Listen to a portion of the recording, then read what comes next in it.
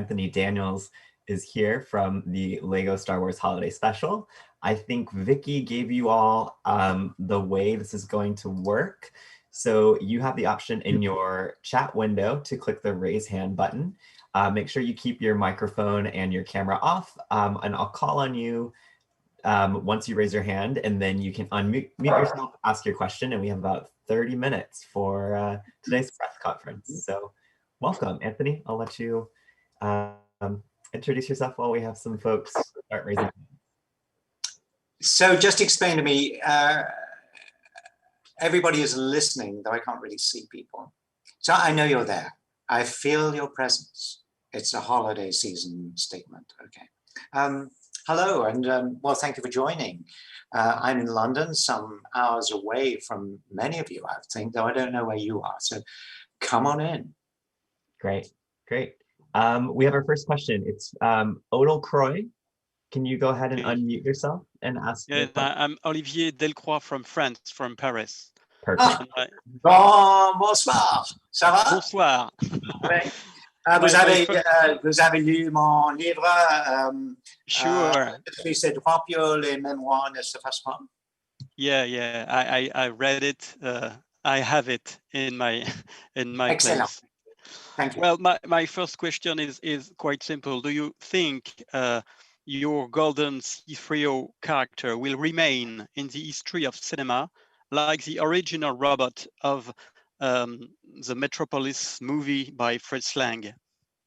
Yes, I do sincerely believe that, because like Ava, I think her name was, the robot, C-3PO is an iconic film.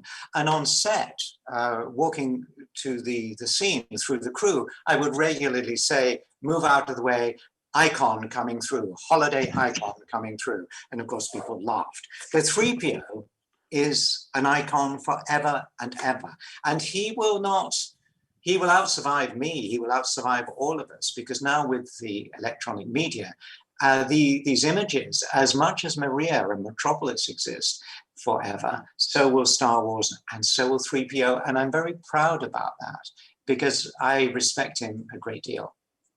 You're right. Perfect, thank you. Jesper Rodick, go ahead. You can go ahead and unmute. Yes, hello. Hi, Jesper.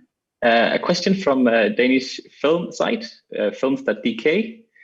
There's been some discussion within the fan community around the new sequel trilogy. But on the other hand, the new Disney Plus show, The Mandalorian, has received almost unanimous praise from fans. What do you think has been the key to this success, and would you like to see C-3PO in The Mandalorian?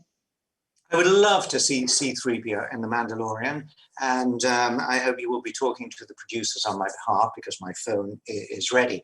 The Mandalorian takes a new look and I think a new style approach. And yes, there have been discussions, and how nicely you put that, about the sequel trilogy that we've just finished with The Rise of Skywalker. There are elements that certainly are debatable.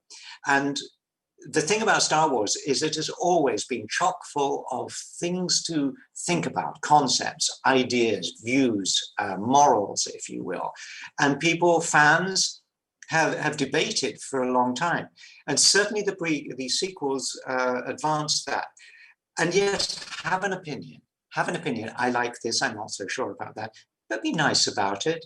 Just share. It's dialectics. It's looking towards agreeing, if you like to disagree, or finding a common ground. Because Star Wars fans really are fans, whoever you are, or dark side or whatever. Just be kind to each other and enjoy. Great, that was perfect. Michael Dalton, can you go ahead and unmute yourself? Hello, can you hear me? Michael, hello. Hello, Anthony, how are you? I'm getting there. So obviously you've been in all of the Star Wars films, and were in the original holiday special back in 1978. And I just kind of wanted to ask, you remind me of that. I just wanted to ask what your memories of that were, and I suppose how it compared to being in this holiday special, and I suppose more broadly how the experience of being in Star Wars has changed over the years. Right, but I'm sure you have read my book in English, possibly. I am C-3PO, The Inside Story, because I'm plugging it away like mad. Why not? But one of the most amusing chapters, possibly, it refers to the original holiday special in 1978, which was remarkable in so many ways. First of all, filming it on the set in LA was a dismal experience. And bear in mind, this is meant to be the happiest day in the life of an Ewok, not Ewok. What are the big ones called? The Wookiees. They will get together, like every religion has its festival days and life days for the Wookiees. And there we were meant to be celebrating this event. And there's Mark and Carrie and Harrison and me in this very dark, basically black drapes. It was like a funeral. It was dreadful. And then you watched it and you thought, I didn't realize it was as dreadful as that, but it was. So when the producers came to me and said, we're going to make a holiday special, I laughed.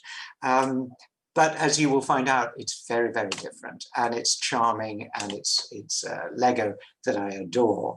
And Threepio has seen all sorts of things over the years. He's been on the Donnie and Marie Osmond show and the Muppet Show, and he's used to crazy experiences that bring out certain qualities in him. And so long may that go on. Great. Thank you very much. Thank you, Michael. Richard and Sarah, if you guys could go ahead and unmute yourself. Hello, Mr. Daniels, and happy Life Day to you. Yes. Happy Life Day to you, Richard and Sarah. Happy Life Day. First of all, we want to thank you for the decades of all the happiness you have brought fans such as myself, who's been there since day one with all the Star Wars films, the comics you've written, all of the animated shows you've been a part of. We just want to, first of all, just thank you for many, many decades of everything that you brought to us. That is really, it's really nice of you to say that, but I'm immediately going to chip back. Because when you think about it, and maybe this doesn't really occur, I'm going to say thank you to you and everybody else, all the fans who have reciprocated, who have enjoyed, who have watched, who have loved what I and the other members of the cast and crew and producers and so on have brought to you. And in the book, I do talk about the fact that without the fans, there would have only been one Star Wars film. It was called The Star Wars. No, then it became Star Wars, or The Star Wars. Then it became Episode 4, because the fans took it and loved it. So George made the next film, Empire Strikes Back, and so on. So you're thanking me, and I'm thanking you for playing your part as a member of the audience without being sickly about it. But it's a two-way process, and you're part of the team, and I thank you. Well, thank you so much for that. And over the decades, we've been on a campaign to bring the highlights and all the positivity that the Star Wars Holiday Special has brought people. Because the one thing we say to anyone asking, what's so special about this? We say, it's fun. It's fun, and it provokes great conversation. So my question to you is, what is one positive thing you can say about your involvement in the original Star Wars Holiday Special? I got paid. Did the check clear? Probably not under the circumstances. It certainly gave people a talking point. And look, just to be there with Carrie and Mark and Harrison was always a pleasure. So, we had each other. And frankly, if you watch it on YouTube, the last few moments of it, you can almost see the human characters and Threepio clinging, kind of nudging closer to each other, like we were in a lifeboat trying to survive this wreck as the Wookiees trampled over the scenery. Well, thank you very much. Thank you. Our pleasure. Perfect. And then I'm sorry, I'm going to mispronounce this name. Shatij Rawat. Can you go ahead and unmute yourself? Yeah, it's Kshitij, actually. Oh, thank you. Yeah. Sorry about that. Oh, no, that is difficult. Yeah.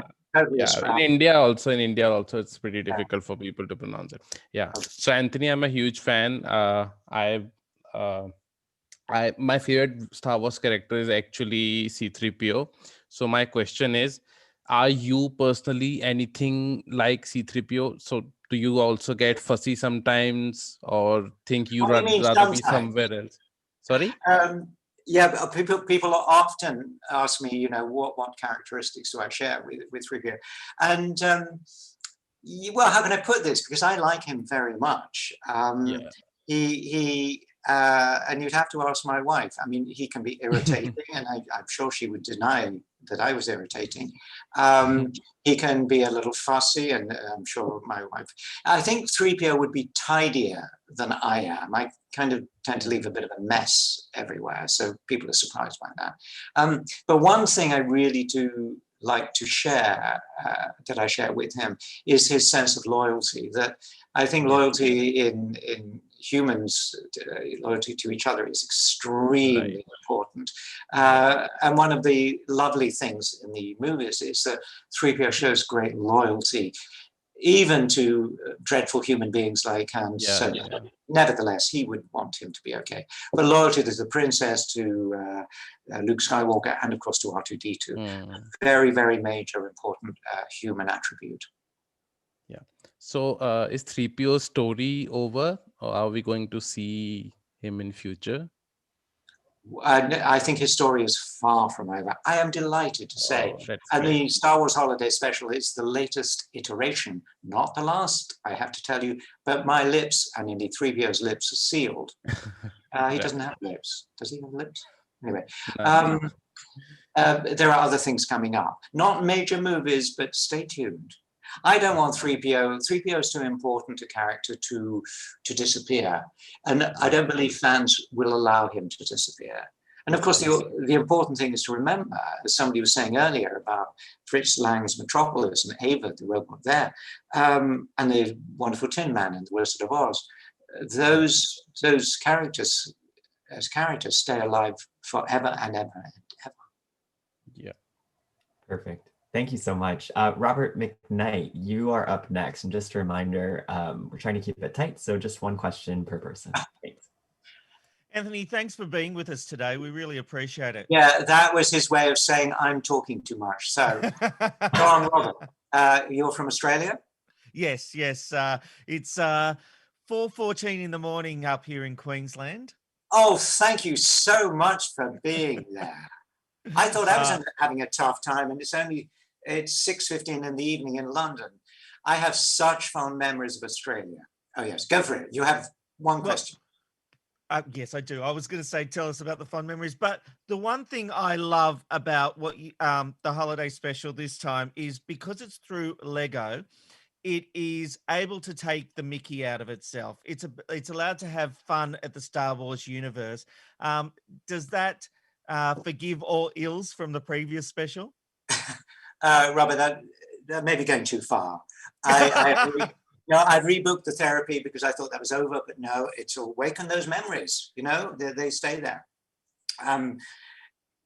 What can I say? It was huge fun to be in the first one, but this one is different, and you hit the nail with Lego. You can take. I wondered whether you could say but you said Mickey, which is good. You can make jokes. Yeah, I was going to say piss. I know. I thought you were going to say piss, so you didn't. But I would have said piss. You can take the piss out of these movies because they can be led. People can get a bit pompous about them if you're not careful. The Force and the dark side and all that stuff, and who did what to whom, whatever. So I love the irreverence that Lego has always brought, whatever the product. Lego, because you can't be serious if you're a dumpy, sort of 1.5-inch doll. You cannot be serious. Even John McEnroe, as a doll, could not be serious. So intrinsically, a Lego product is going to be fun. It's going to be irreverent, and it's going to allow you to places you wouldn't normally go in a Star Wars movie. And that's why this one, the Lego Star Wars Holiday Special, allows you to go on weird adventures, meeting people you wouldn't normally meet in the same room with, and it works out. And it's a great lead-in. Anybody with small children who don't yet know that Star Wars is a very important film concerning the adventures of a gold robot, played by Anthony Daniels. If they don't know, it's a great introduction. And I think people are going to have fun over the holiday season. talking about it and explaining to kids, well, this is about this and this is about that, and then let's go watch the movie. So it's an all-round winner and actually has negated my earlier memories. Robert, it's great to hear your accent. I watched it with my 10-year-old. She loved it. So well done. And thanks for being with us today. And thanks for staying awake. Bye. Thanks, Anthony. All right, next up we have John Hoey. Go ahead and unmute yourself. Hi, Anthony. So with the new Lego Star Wars Holiday Special, as you probably know, as long as you keep Mark and Harrison at bay, you're the longest tenured Star Wars actor in history. I just want to know, what sense of responsibility do you feel in helping the franchise stay true to George Lucas's roots and vision the further we go from when it started?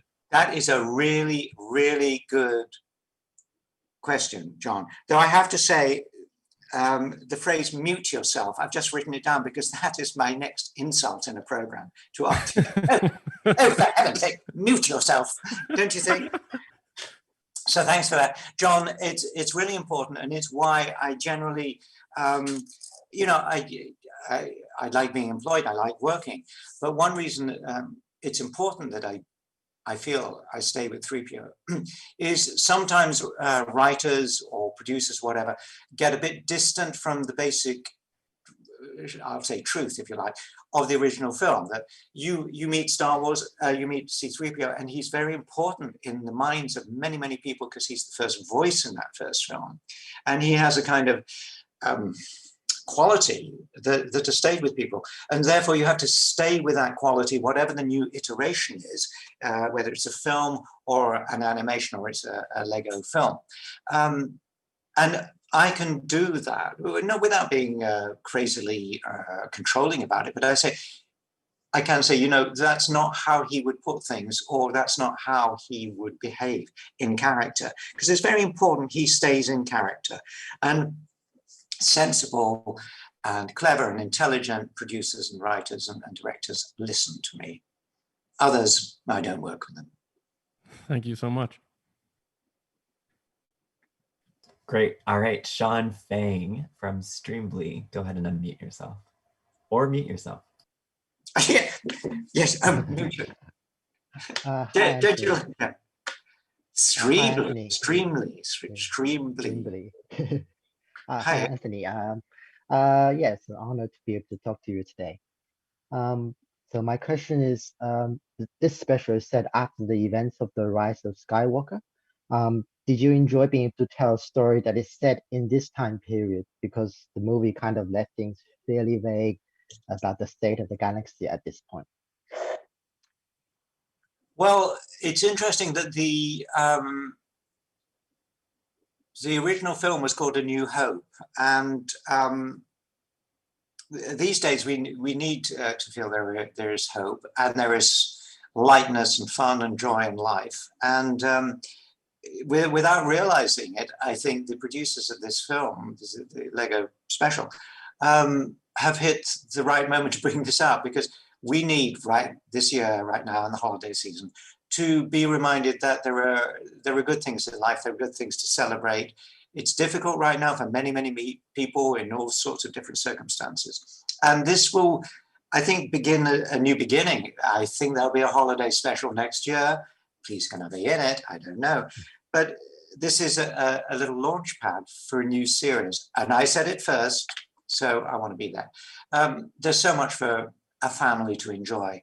And if you're not there with a family, there is so much warmth in the program that you can relax, be there, just stop looking out of the window for a moment and just sink into this program. And you'll feel better, I think.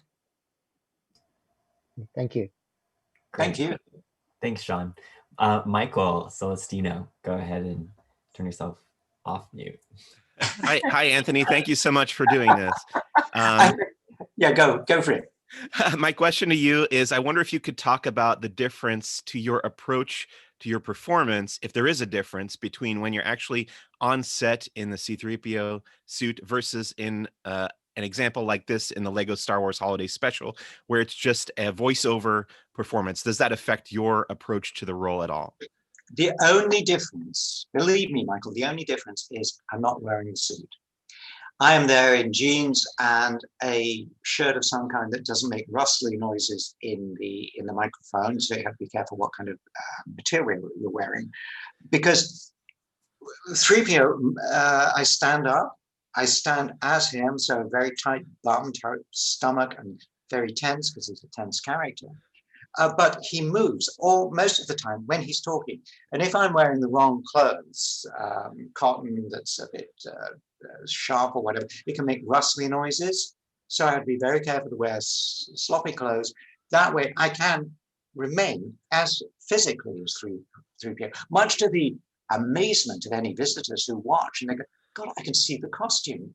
I can see, if you watch me, people forget that I'm there in the shirt and the jeans, they see the gold. And that's kind of fun for me. So that's the only difference. I ain't wearing the costume.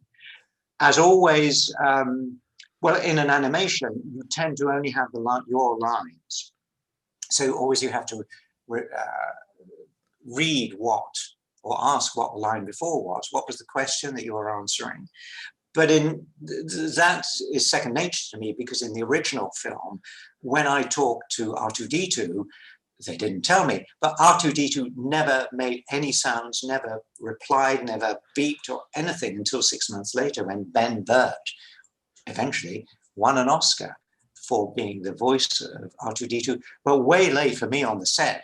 And I went crazy talking to myself. So now in the studio, being in something like the Lego special, I just have to imagine what somebody has just said to me or what has happened. And it's there in the stage directions on the script. So it's the same. Thank you very much. So nice to talk to you. Thanks, Michael. Thanks so much, Mike. Okay, UC Allroth, you are up next. Thank you very much. Excellent pronunciation of a difficult Finnish name. So, hi, UC. Hello there. This is actually coming from your book, my question. So, in the book, there's a thread that starts from a sense of neglect that you describe around the time of the first film, running to the very end, where you speak of resentment that you had over your career. I mean, of course, you speak about gratitude and acceptance, but there's this mixed sense, mixed emotions running through it. And my question is, are these more about the way that C-3PO has been treated on the screen, or is this more about you yourself as an actor? Because as Abrams writes in the introduction, that you're probably the least recognizable superstar on the planet. Yeah, that's a really clever, thoughtful question.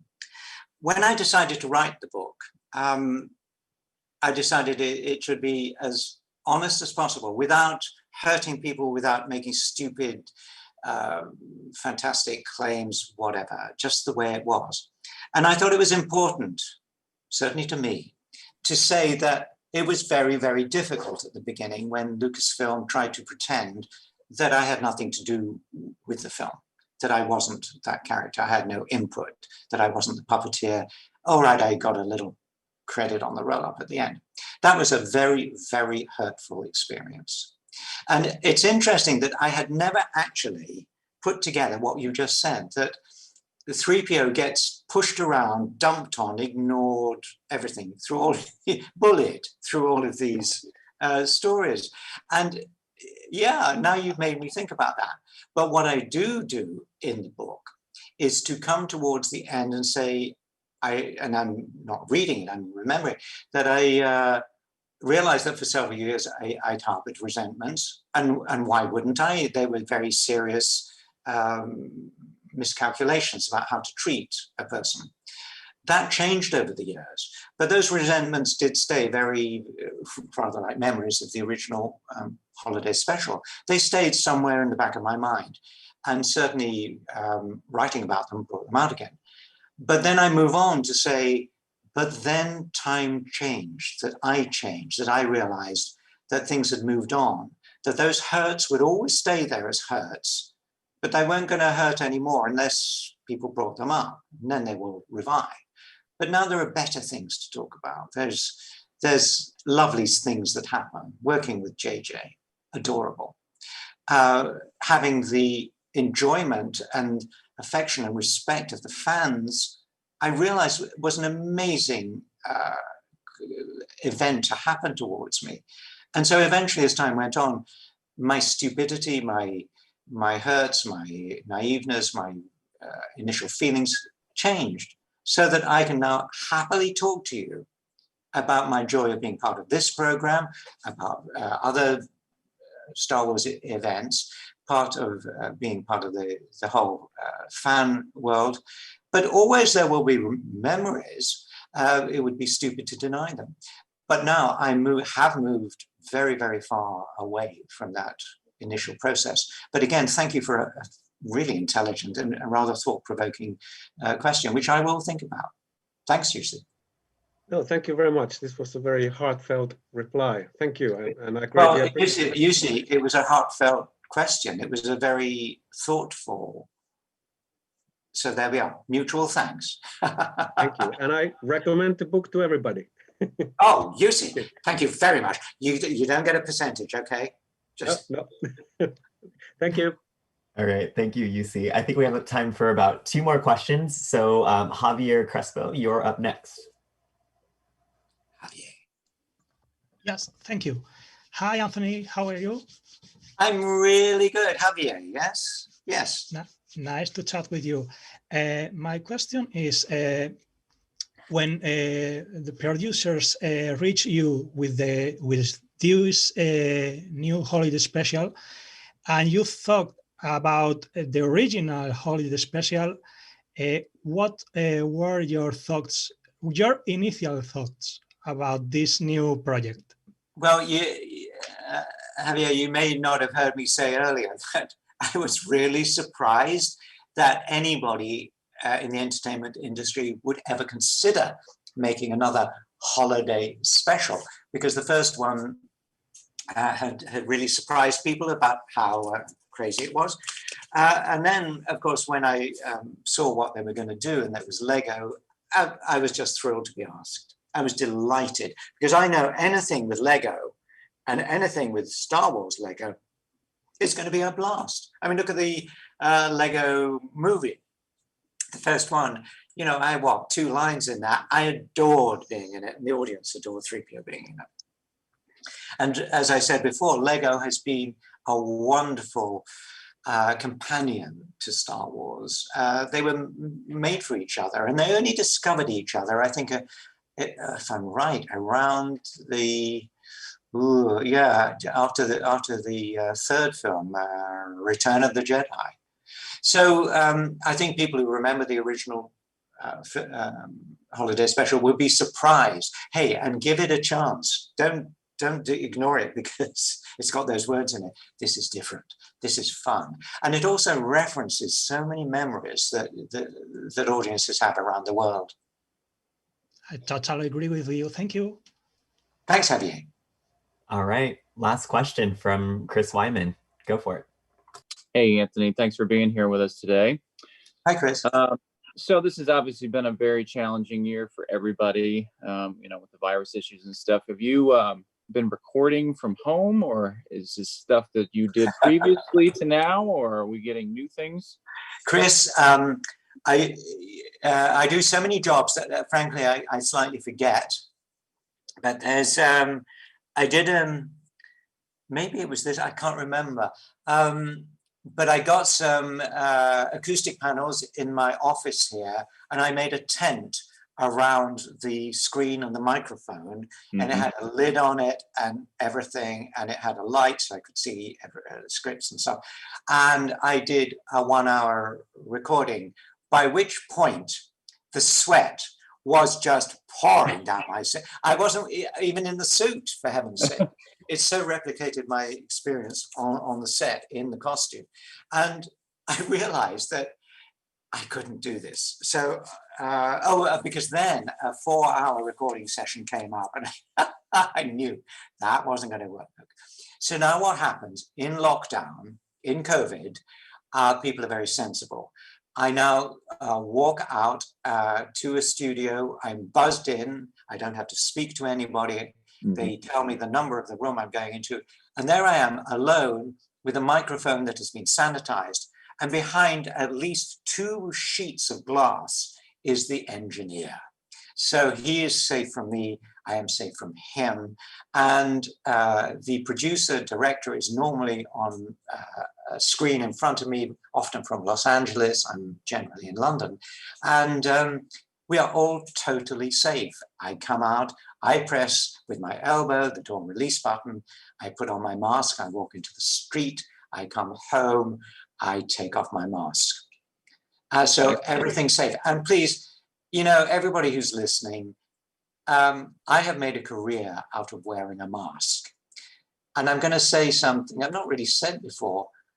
I've made a career out of wearing a mask.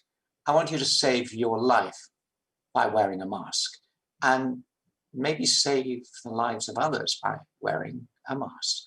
Absolutely. End of preaching it.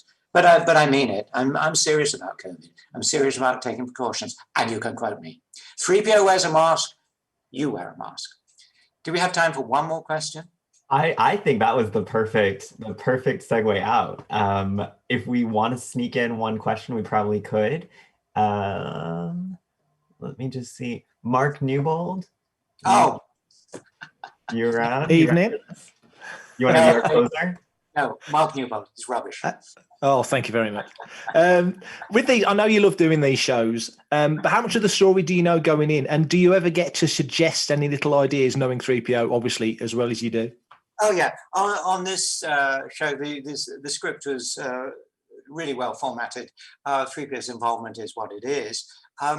But normally, yeah, and often it will come, my little suggestions will come when I have a preview of the rough animation, where we're looking to fine tune, or indeed just put the voice, fine tune the voice on top of the animation. But then in a scene, I will notice a moment, say, hey, we could stick in a comment or like, just in the distance, which makes a program really seem as it improves it. It's like adding a little more salt or pepper or a little hint of garlic in there. It just bowls out the original story, because when you're writing an animation, I think, not that I ever have, but the writers cannot think of every reaction, unless it's something like Toy Story, where you've got acres of thousands of people all doing this. You know, on a program like this, resources are slightly more limited. So occasionally I can look at a scene in rough and go, hey, we could just slot in a comment there.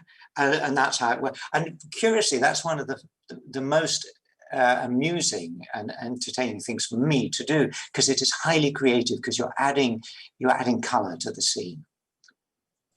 As long as it's gold. You see, Mark, you have to have the last word. Sorry. Cheers. Cheers.